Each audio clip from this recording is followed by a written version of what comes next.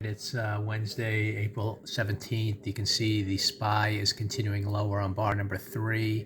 I'm going to get very conservative here and scale out to set up a no-risk trade. I bought the 510 puts as 578 as described in the previous video. Just scaled out at 620, so 50 cents higher.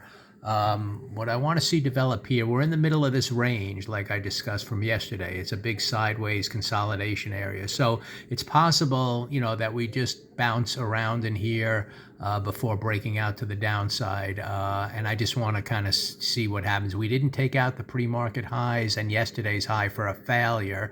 So in order for this to really continue down, you're going to have to get a 2 down day all the way down here. And that's kind of the bottom of a range. So I just want to see what unfolds. If price just slices all the way through, that's fine. And then we could, you could wait for kind of a first pullback and have a secondary entry to the downside.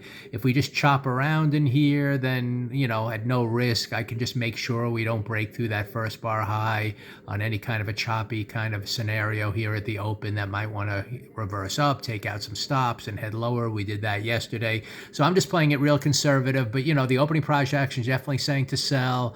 And for all I know, we're going to come right down and take out that low and continue below the 500 area, pretty strongly here.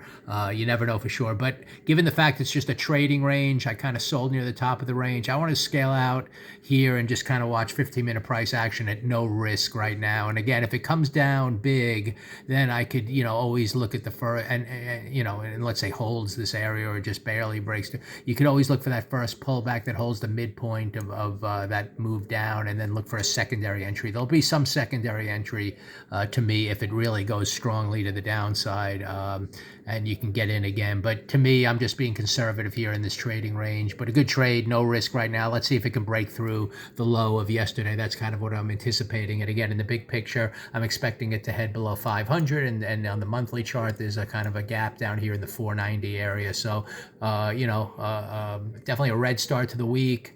Anticipating lower prices. Here's kind of an up little gap that gave you an opportunity to sell, and we'll just see kind of what develops here at no risk.